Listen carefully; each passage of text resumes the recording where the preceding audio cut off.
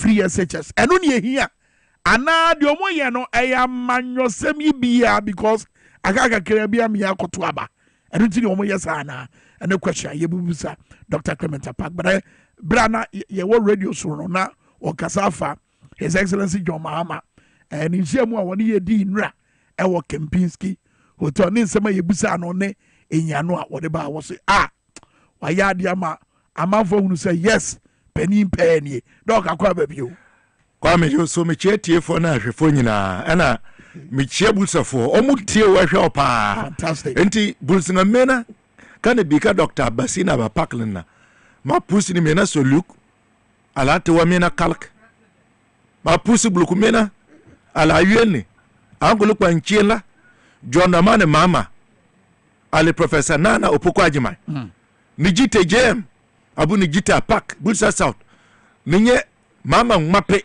apak mape tilita dia chenglala solid sanity. Should we go the Busa way? Oh, I know there it gives a form.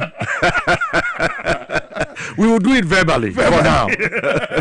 Eti na wo kasafa eno encounter no messages ahodo ayenya ne kosa yenya ne ne no eda di pefe say amanfo de na no mo hwehwe no eno mo say can you believe say for the past over 6 years ni yenya encounter of this nature with Obia where figure bit is a president pen sanity because President Akufo-Addo where ba ko no ja enkan no eto e de na tre yo kwa medase de edi kan mayembo President John Amane mama ya flag bearer Miami boss so wa wunim that's right se Miami ti ono na hwehwe ya ko hu se akwa bi wo hwa ye friend a park that's right our free Doninga Bulsa South na ono so se me mana kwenya se wonsum Ghana ono so betumi ayete na oton sa freme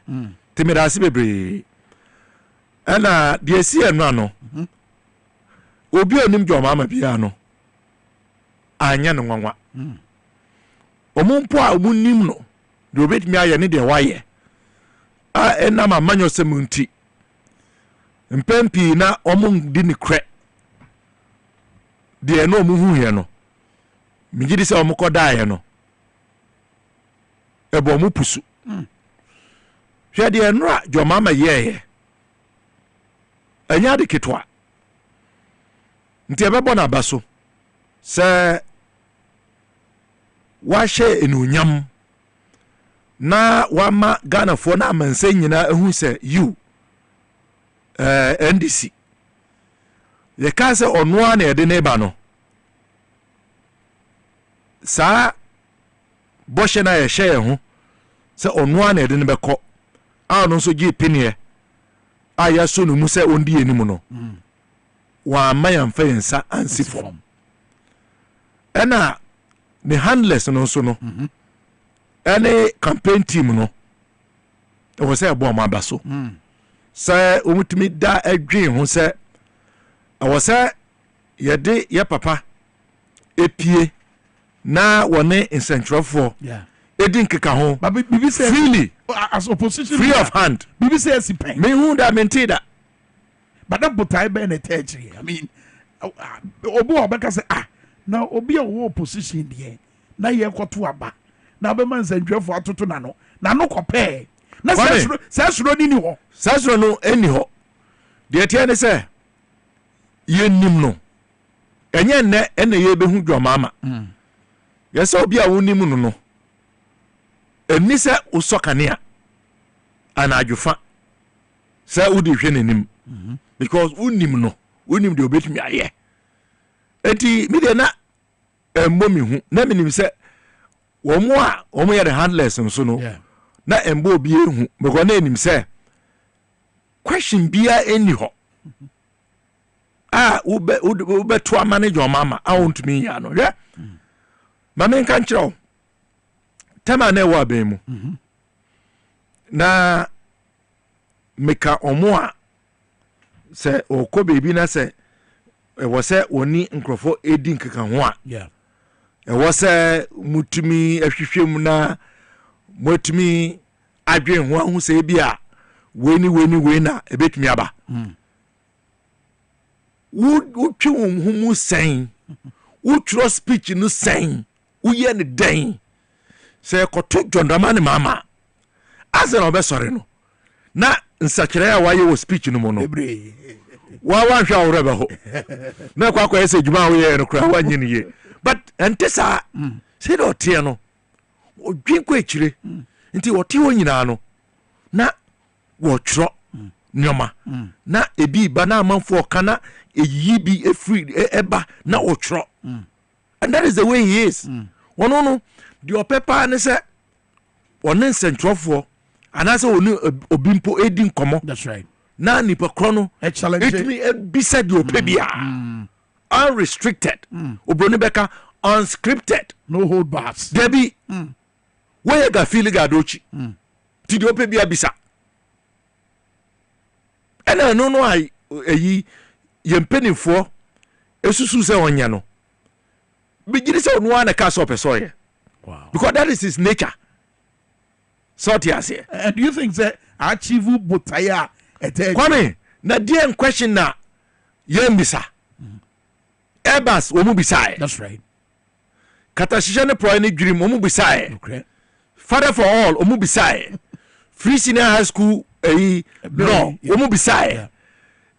Onwan so eka de edene ni so. 24-hour economy. Any de obeye.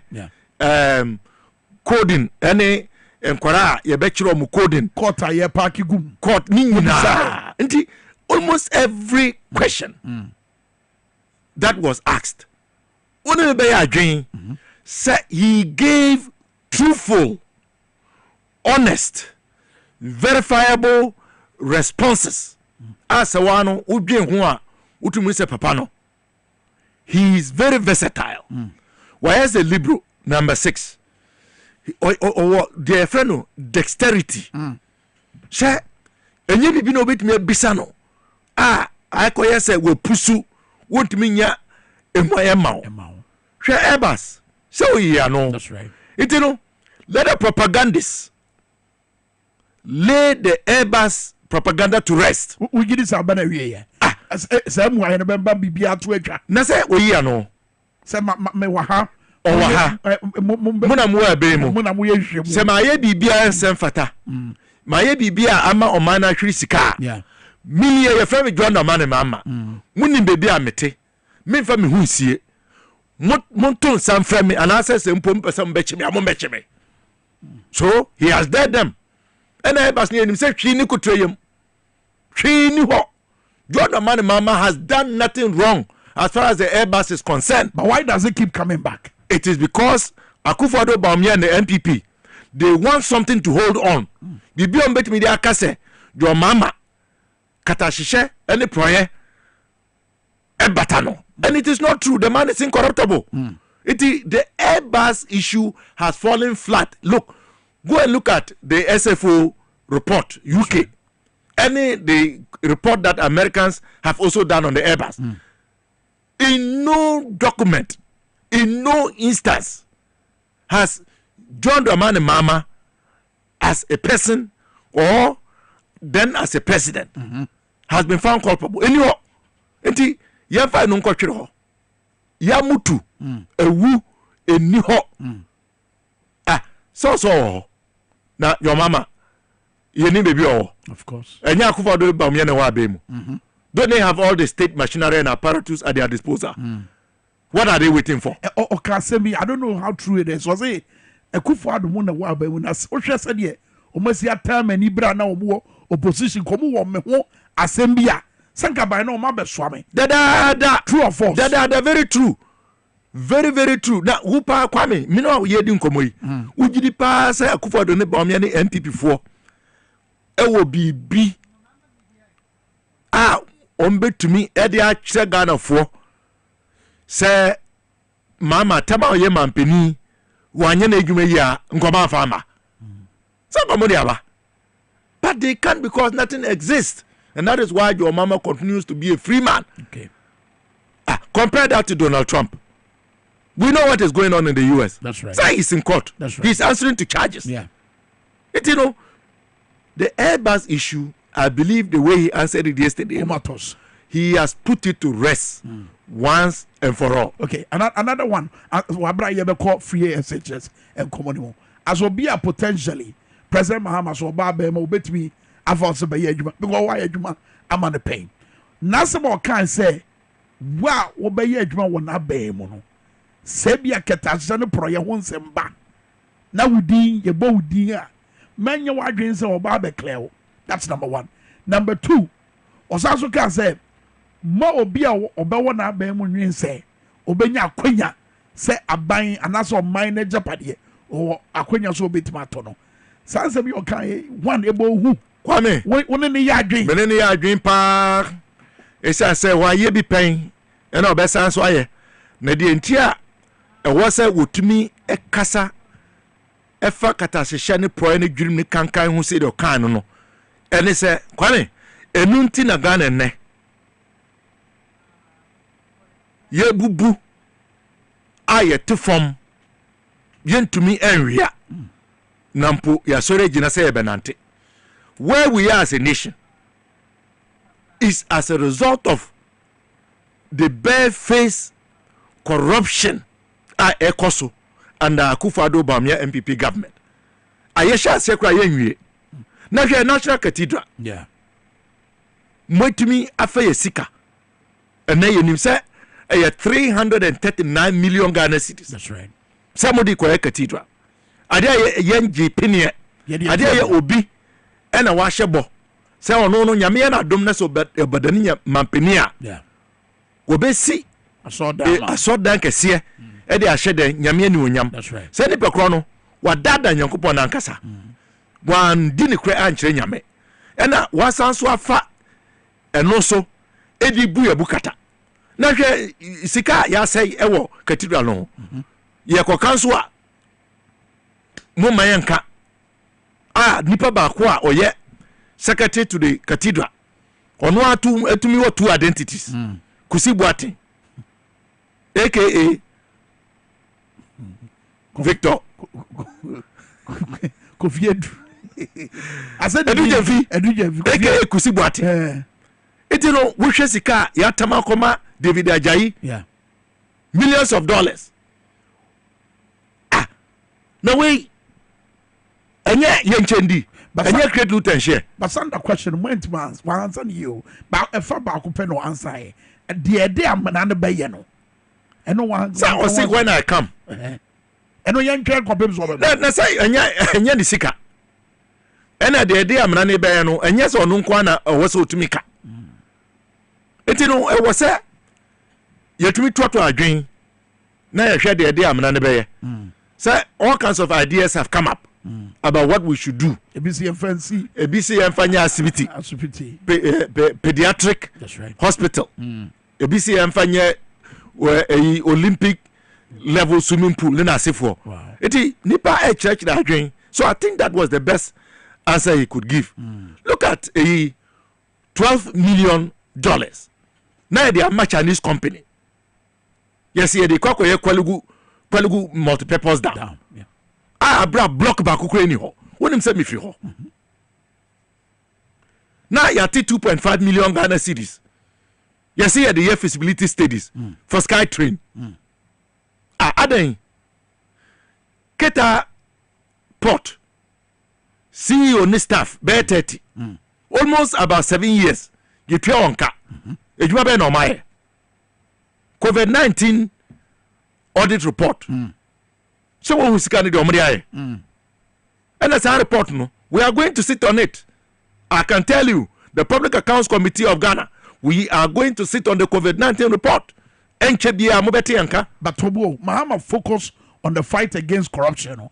Ebeye the MPP for now, and that's even as far back as 2008, 2015, 2013. Okaso obesha ha. Na say he did what he had to do, and the evidence is there. Yenyina enim de see wo Jida, yenim de see wo National Service, nena sefo, and we can give many examples. When he was in power, when he was in government, up until he left, he was fighting corruption. And he was not interfering. Now, anti-corruption agencies, any bodies, when we hear Juma, now what interfere with Juma. For God's sake, he was not a clearing agent. He will never be a clearing agent. Akufo-Addo a clearing agent. Yes, a clearing agent and then Netukapai. Mr. Akufo-Addo, Mr. President, you are a clearing agent and you continue to be a clearing agent until you prove to us that you will not clear your appointees even when allegations of corruption are made against them. Australian visa scandal. One clear. You tell me what allegation of corruption has come up as far as this president and his appointees are concerned that he has not cleared. One clear. And the comment around it now can say, "Wa clear na." And because Anya Biaso Jama institutions so many. Now say president, commander in chief, and as our executive system of presidency, Etieno, and Mama Peninu to me pa. It is when a sitting president makes a pronouncement about a particular matter. Do you believe that in our patronage political system, which head of what body has the fortitude and the gravitas to do something that would give an outcome contrary to what the president has said? Look at Cecilia Dapa. But the comment, Cecilia Dapa. The comment say, I was a special prosecutor who say, and I say Yoko who I said they be also Okanwa say the Okanu na ebem. It we call something circumstantial evidence. Even if it is not direct, it's circumstantial. They be a president Edin Nanu Beka Sempe. Look at Takunta mining. That's right. Adia Minister for Lands and Natural Resources. And the Minerals Commission. Yinaka. That this is a company that was engaged in mining in the forest reserve. Yeah. Then they see here. President cleared. Also, Bibia. And as Hasu Ebano, Australian visa scandal, same issue. Bust, dirty oil, moving pina, same issue. Cash for seat. Cash for seat. Look, you can list and list and list and list it. Corruption has reached dizzying heights. It has become a social intervention policy under the Akufo-Addo Bawumia MPP government. Even Bawumia Namu, their flag bearer, he's embroiled in corruption. Onti emo obi mo awa kraba obia oye adwuma wo Bawumia office. Edi Bawumia na letterhead actual letter ema yeji sammo no edi ma Bawumia ema ne de ko chiche. If that is not corruption, what is it? In any case, nka wo ena obi a wo ye adwuma ma wo afa wo letterhead na se wo ni mo hwe yeah, wo de atwo krata edi akodi nyamransam edi akodi ewudie because de emonia ne dia no wo modi na wu edi aye bibia te se nka wo nyini ndi. Of course. Unim se papa no de ho ye adwuma Bawumia say it we call something being an accessory, being a collaborator. So Bawumia is not just an accessory, but he's a beneficiary. A sanity, but no, when you home first war, because a mono, I had the coach chair, no, the chair when the deem. So the vice president is aware of that, and that is why he cannot sack the perpetrator of this act of corruption. We can give a long list. The educational sector. Say what? Free Wi-Fi. That's right. Yet we are signing a contract with a company. We are paying the company 84 million Ghana cedis for a duration of 5 years with a recurrent component of the contract. Originally, 6.3 million a month. By now, I can say almost PPA went and got a variation. So now the monthly contract has ballooned from 6.3 to 11.5. But let me tell you something. Fourth Estate has filed a petition with the special prosecutor. I've seen all the documentation from the 4th estate on this free Wi-Fi. That's right. Kwame, it's a scandal. First of all, the schools are not benefiting from the service. And yet we are paying 11.5 million a month. And let me tell you, I've seen documentation to the effect that the original monthly contract was supposed to be 3.3 million Ghana cedis, not 6.3. It was inflated. I've seen communication to that effect. And the parent contract itself, 84 million, no, it was supposed to be 60 million, not 84 million. And on my jacket, anyway, you know, buy procurement. Procurement. It is a president. Source procurement. Matthias says, President Mahama Kase, Waba, in order to deal with that situation, you know, Obati Basun Kuobia, ebe scrutinize it. Procurement, about $5 million. Yes. Yes. The papa. How would they even work? Because say the Akosino, you say PPA or Honso, that's what I meant. What is it? President Mama Kasakra or use former PPA boss as an example. Because the man who was supposed to be there to ensure that procurement is not used as a conduit to siphon public resources, he himself was guilty of using his privileged position to award himself and his cronies sole source contracts. Yeah.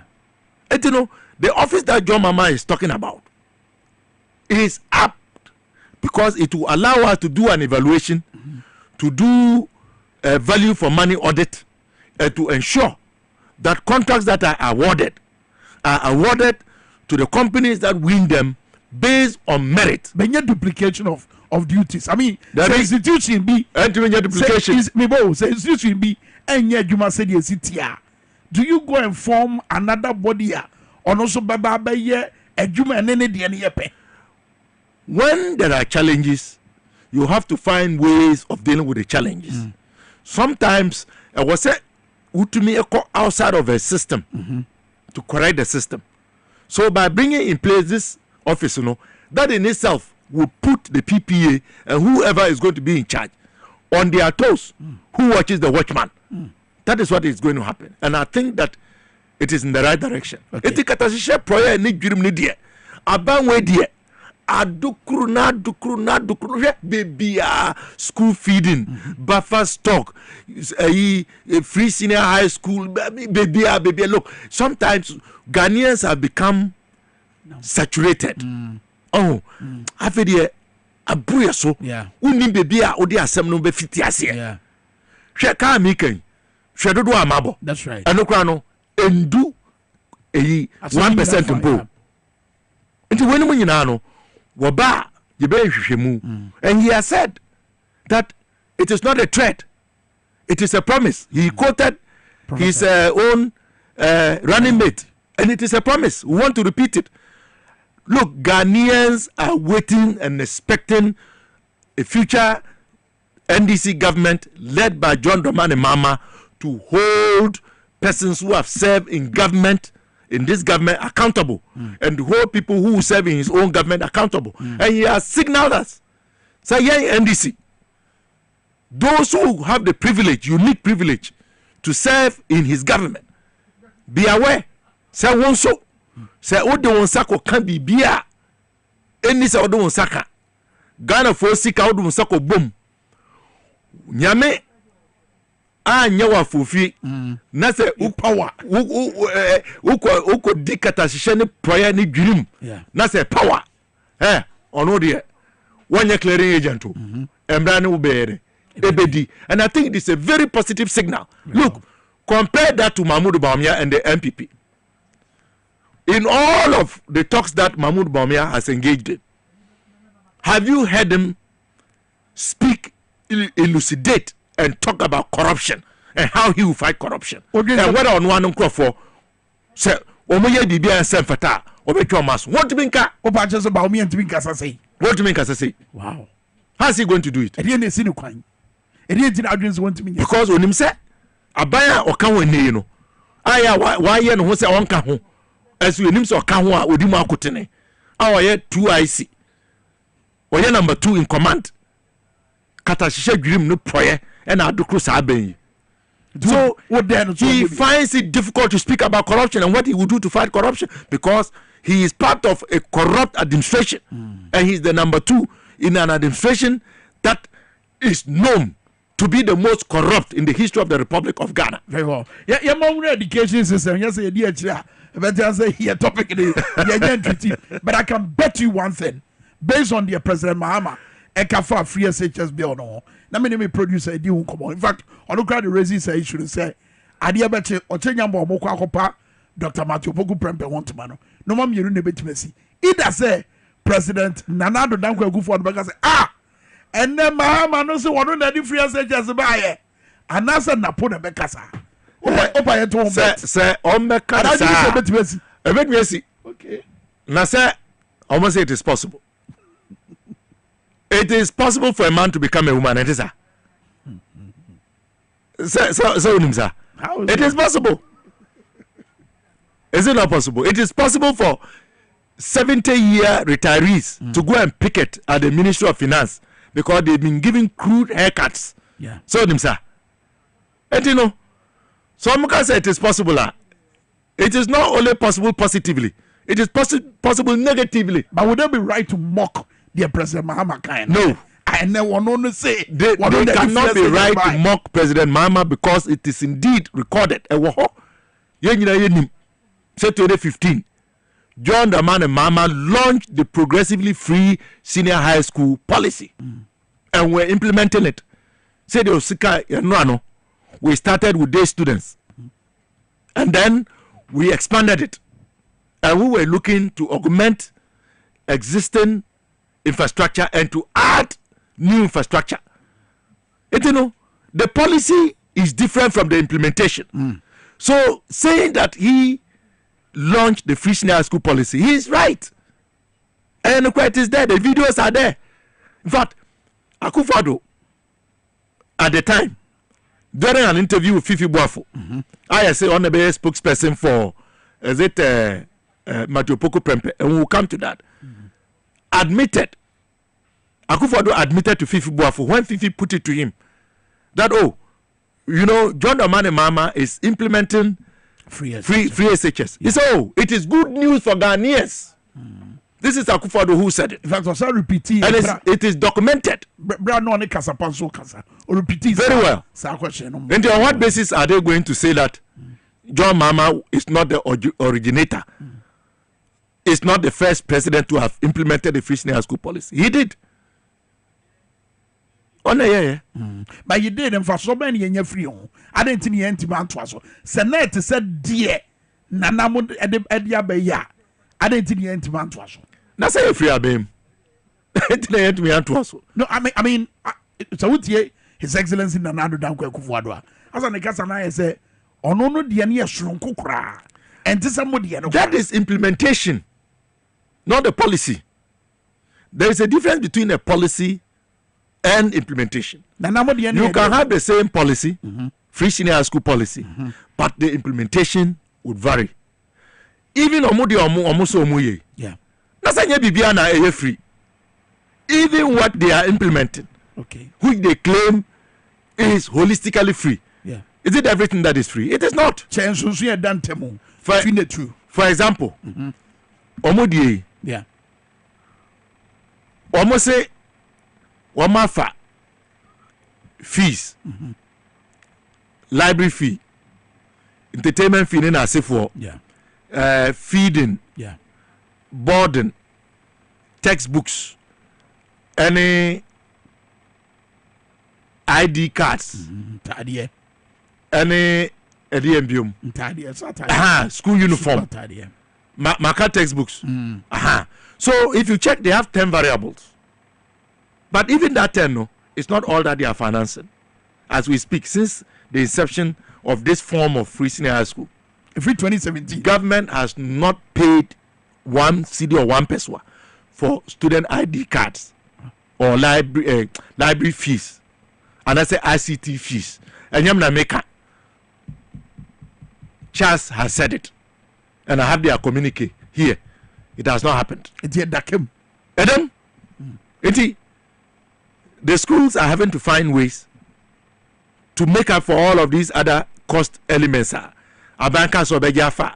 As always in the Sir, Intina, Omo draw prospectus na. No mudi ni omo bebre ashishem seminar ni nasifo ni fees in kitinkiti. All is to cover up for what government is refusing to do. When him say even the cost of utilities, acquire asem, electricity and water. When him say enche bia Accra Academy and a few other schools. Yes, that is because government is not meeting its obligations. Even detergents, sanitary material, any soap ni nasifo. So when we had a debate on Joy FM on the future of the Fish Near School, Tewu said it that their members are struggling because the amount of money that government should release for them to procure these supplies, Emma, and so the schools will have to find ways. Into Betty, I say, bring a bottle of Dettol, is to cover some of that. So the main difference is that we said we were going to do it over a period of time. To add new infrastructure, to augment existing infrastructure, to build new secondary schools. They said they were going to do it wholesale. That's right. But even the wholesale, look at the challenges that we are facing. Unwholesome and inadequate food.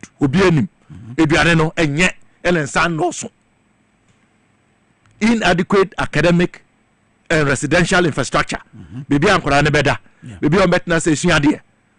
It is challenging. So kaya Akufado ne educhum wamo call Wesley Girls speech and prize giving day. The head prefect of Wesley Girls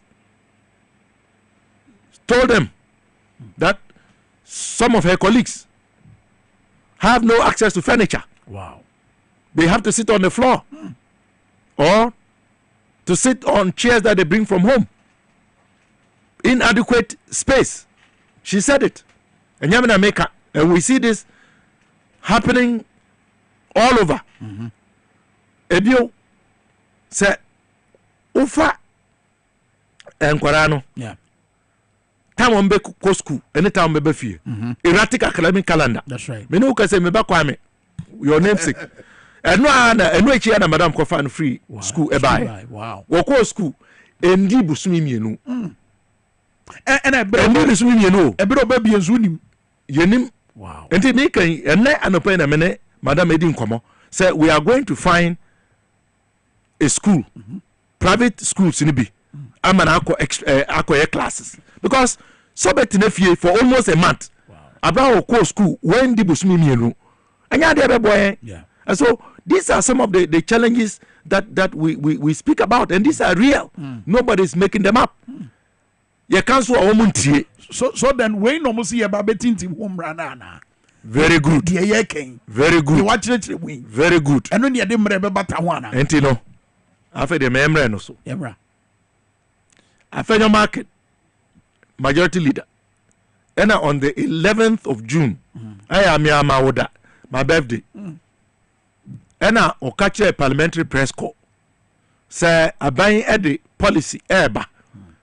And the policy is intended to protect the free senior school program. That's right. And to ensure that successive governments implement it.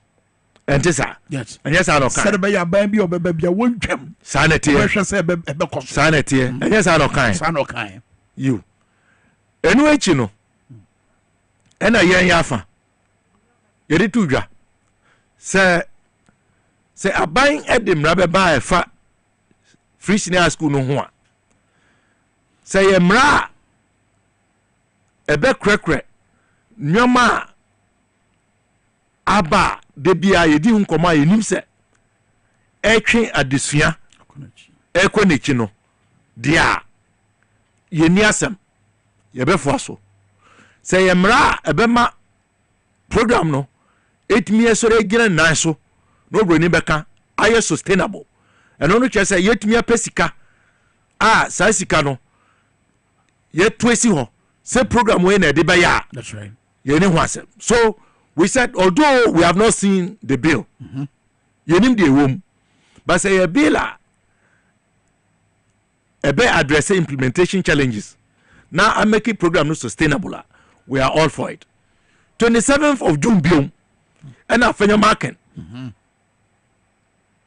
wakasa kasa wo ewiemu saa say NDC for free senior school yeah pay free senior school mama tan free senior school NDC ta free senior school enti no ye ba ye betwam enuntina police bill a omo neba yes ye enforce ade yes ye enforce ade moye bibi na man be kan sa na ye yes ye e ba ne say ranking member me ranking and ka say uhwe free senior school policy na emra ebata chire ba ko emra pon constitution no ele ba ko nso ye de friend no Education Regulatory Bodies Act okay edi say uhwe sa emra pon no any act we na say de emra bo say famra mayo free senior school policy no it has grounding sana ranking kan yo one ka say we are opposed empo no yenyina yenim say in parliament the leader of the NDC is Honorable Dr. Atuba Forson. And when he makes a pronouncement, that is the position of the minority. That's right. It is in spite of the fact that ranking had raised these legitimate issues, which have been raised by other stakeholders. So what the Africa Education Watch, they have also said the same Absolutely. thing. Many other experts have said the same thing. Professor Diamond, you know. But Esan said, and before a person would wear politics in Tino. Woman ye don't be a bia say, wembe to me agada Ghana for say yano, ye pet free SHS, ye buy a becum, and inti emra omode ba, say omode be bo free senior school who buy. Yeah, for which is not true. You who ye, and so you say, somebody ba, na say.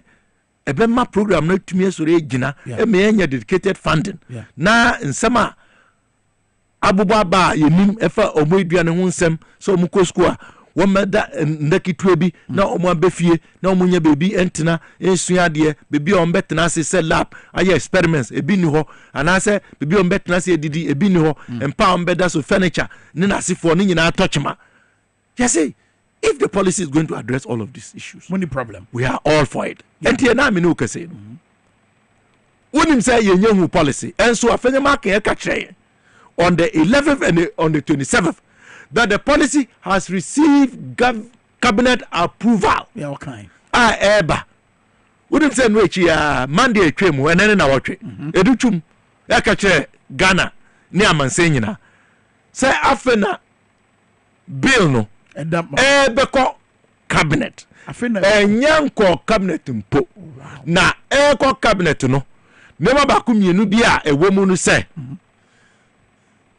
the secondary education or refer to the interview with Daily Graphic. Yes, Educhum. So essentially what Educhum did was to expose and contradict Afenyo Market. That's right. What Educhum did is to tell Ghanaians that his leader in parliament lied.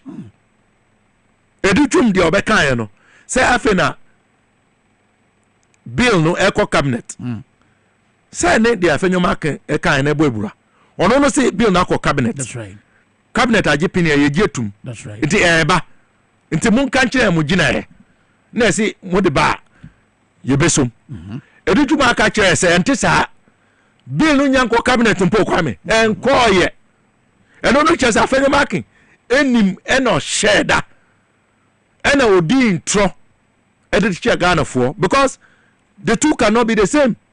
The bill has gone to cabinet, it has received cabinet approval, it is coming to parliament. Tell us your position. And he was hounding us every day in spite of the fact that we told him that we will support the bill as long as it is going to provide sustainable funding for the program and to make it address the challenges. The challenges, no. Yeah.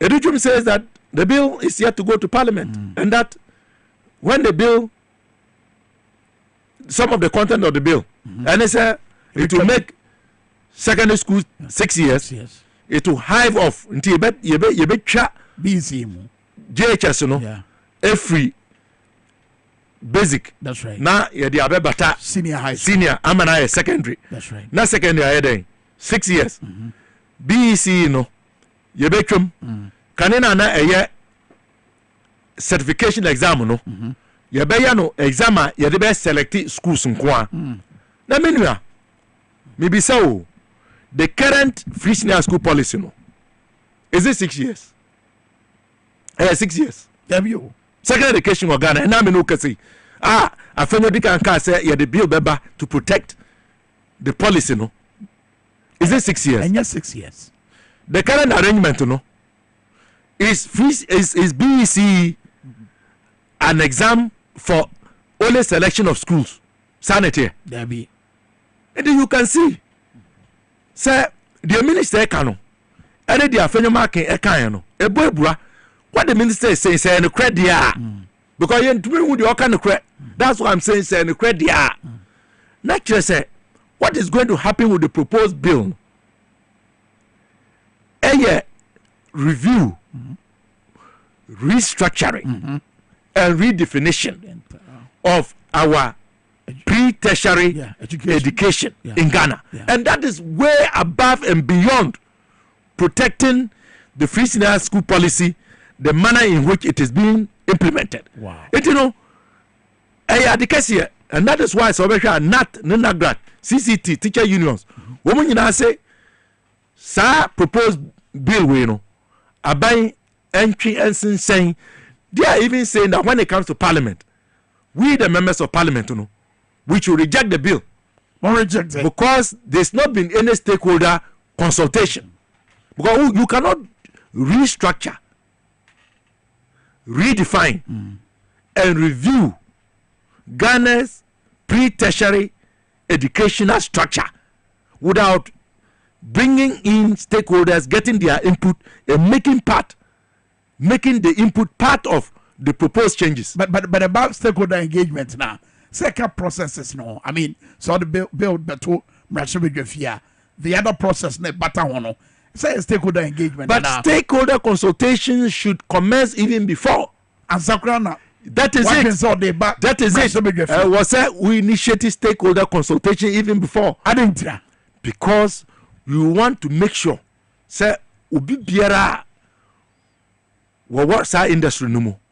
We name day, and also bit me action I dream. Afa home na sergeant chireno.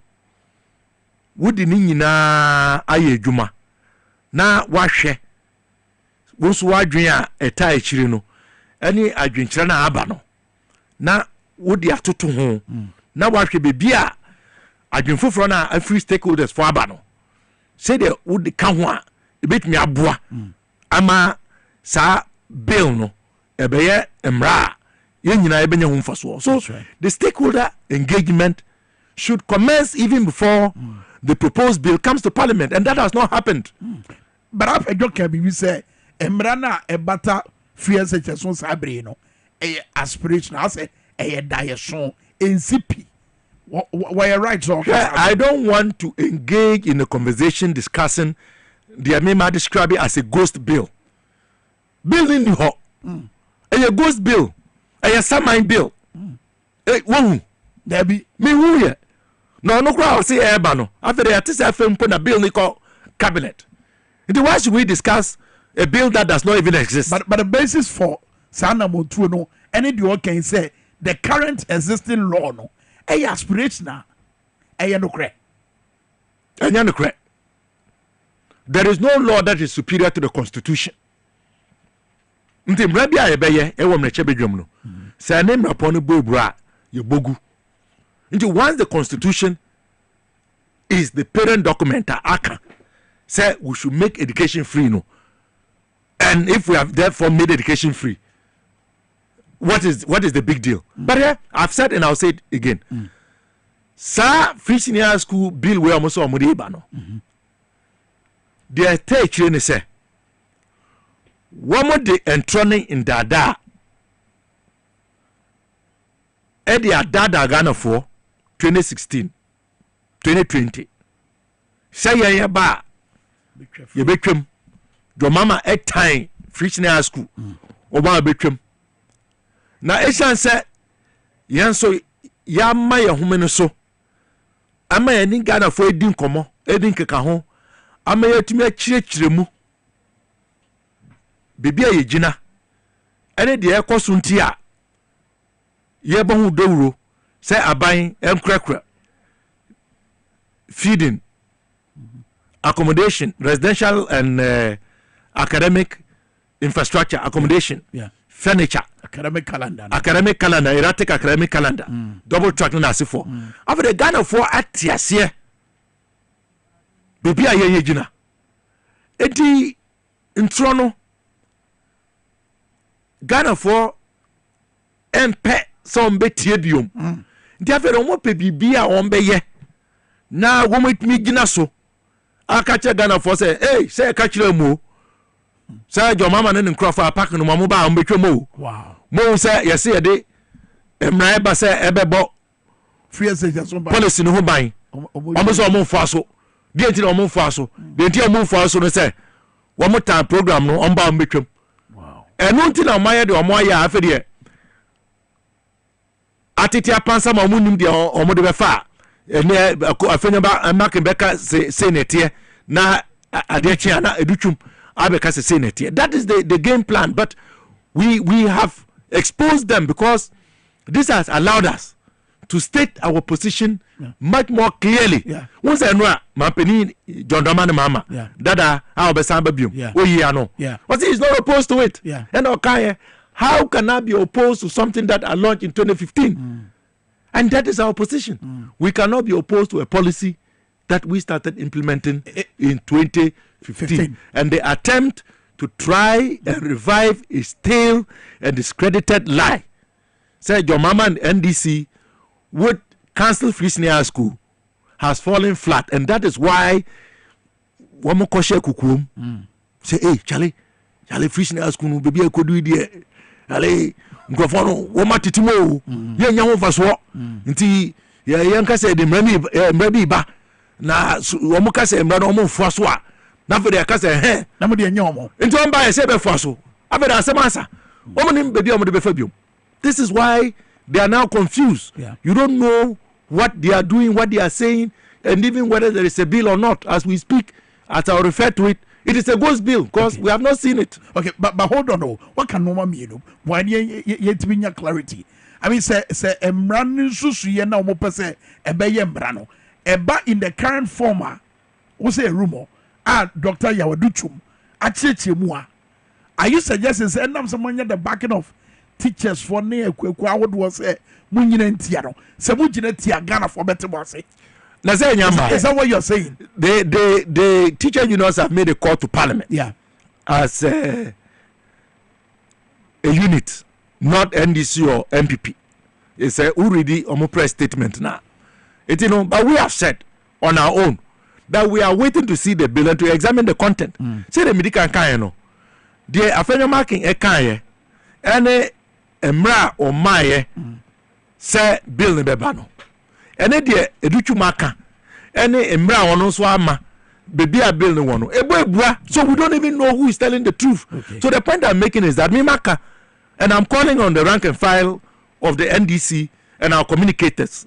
I've advised that we shouldn't waste our time and energy discussing a ghost bill omo famra omo de ban na yebedo mo suko de omo bia no yenyina yebehu na de wo say ye no na yaye yenya hu yempo no ya ka che Ghana for say the your mama can no free senior school policy he started implementing it in 2015 and he cannot be opposed to a policy that he started implementing. Anything that is going to make the policy sustainable, to make the program effective and to address the implementation challenges, he is all for it. Akufo-Addo, Bawumia, MPP, Educhum, Afenyomaken.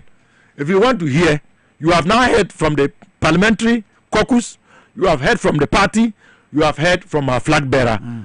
Let your stale, discredited lie rest in the mortuary of lies. Very well. And as a matter of fact, free SHS I'm launching 2015. And who video ni egusu ayeyi I was screen so wait media toso. But a couple of questions as on day and Commander Bannery here. Message way free Alfred will say and ye more friendly say BC ase ɛdeɛ na honorable Clement Park ɛwɔ ka ɛfa nkura no nso hwɛ ɔmo hyɛ ase ɛna afei nso wayɛ keka no ɛne the way aban ɛgoro ho no honorable dwe ho sɛn yo me da ase de rika yɛ nkora na ɔmo twa BC ɛnɛ no mema obia tiri nkwa mema ɔmo hyɛden yɛnim sɛ sɛdeɛ nka ɛwɔ sɛ yɛkurakura wɔn ansa na mɛkɔ akɔ atwerɛ no yɛanyɛ no saa wonim de ntia nkora yɛ a ɔmo twa BC ɛnɛ no ɛfiri sɛ ɔmo kɔɔ GHS1 ɛbɛsi nnɛ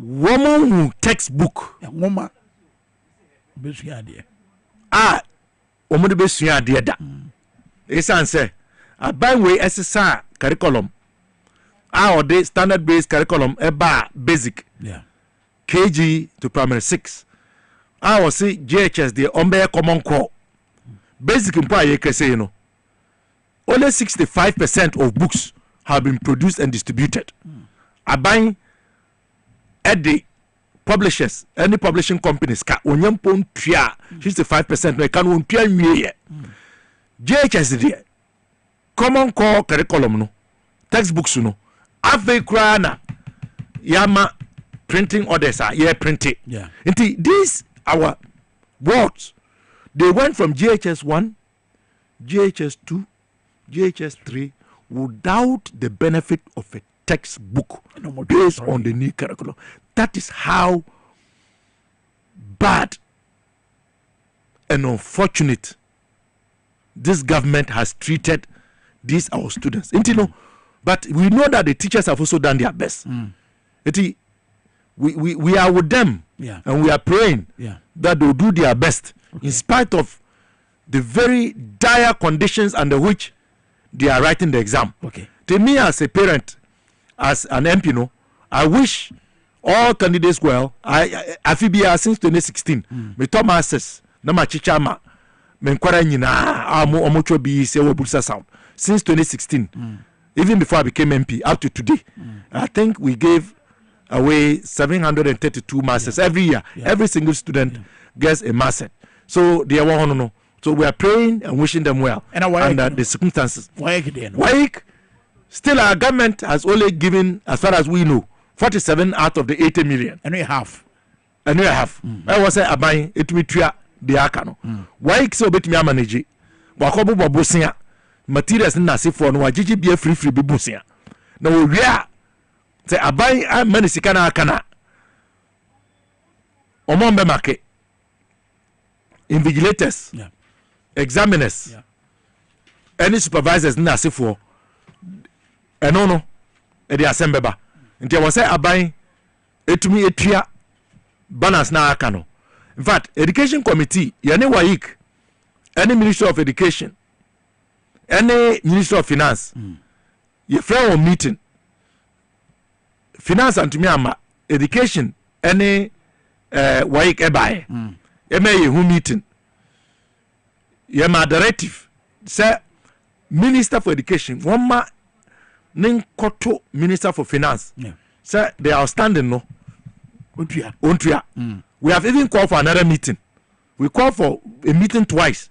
We were told that the finance minister was out of the jurisdiction, and because we have the finance minister, 2 deputies and a minister of state at the finance ministry. But I didn't see me make say man tiasie nti after the letter na e ka say clerk no entro no ye ka say o man nya nhye they should be compelled to appear before the education committee on this WAEC matter. So it's a matter that we are working on aggressively. Appear so ma appear no mu yi mu ano na so mo appear o ma ntime scanner e die ne besi na say ye be bon kwedu we would bring this to the attention of the speaker. It's a serious national matter. WAEC plays a very important role in the lives of Ghanaians who are receiving education, particularly at the lower level, to transition to the higher levels. In the idea was a DD agro. Your brand and your bread. Oh, yeah, no. Your time now. Oh, Kwame. Some no doors so. I was here part 2. Dear be a next week Monday. Now only dear your mama kaya. Me say na me bosse. Me a ban some say na. Nka make na ko enwa. But me kwa me to me bosse. Do be say me wife. Na me bosse me to me trase. The free range questions are a buy. Yeah. See the emu do na nkobia. If you feel better in air condition mono. On say cool. O suggest about me and Yabiana. Now bet me I on your man. And would you disobey me? But who persuade? The neighbor of say they have distributed every Ghanaian student in secondary school has been given a tablet. Unim say intro. Has every Ghanaian student in secondary school received a tablet? He said it. Baumia said that every Ghanaian student in secondary school has been given one tablet. He even went on to say that in all of Africa, Ghana is the first country to have done that. South Africa did it. Malawi did it. Botswana did it.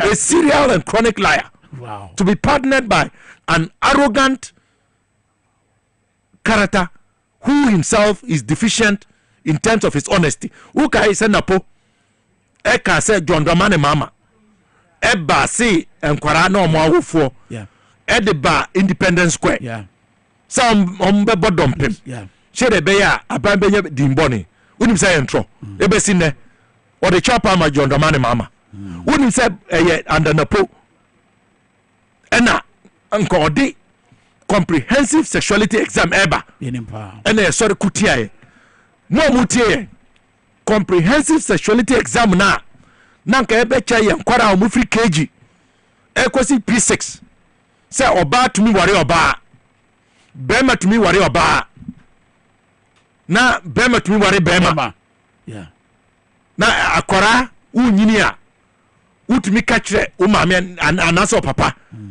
say umpese be frɛ wo ba so wo ba. These are the things that Opoku Pempe wanted us to introduce in our curriculum. And we fought against it. This is the man who wants to be the vice president of the republic. When we say that the line has been drawn, the line is drawn. And we know that Professor J. Nana Opoku, par excellence, is not a match. Napo cannot compare himself to professor when it comes to matters of education, both in the practical field of education and at the ministry. So can the driver's mate who, when it is to his advantage, was he has introduced 33 policies. Now so a bonus nya also me Minkah Matthew Okanase. So the duplicity. Oh, I feel crying me charge. Me ya program fufu mu ano no. But me do say ene obra onyama. Ba me so that say we. Abi say me shia. That means you special X there. When you say me funny agro. Eno na dey ko. Obi no special X. Eno na ma me fam. But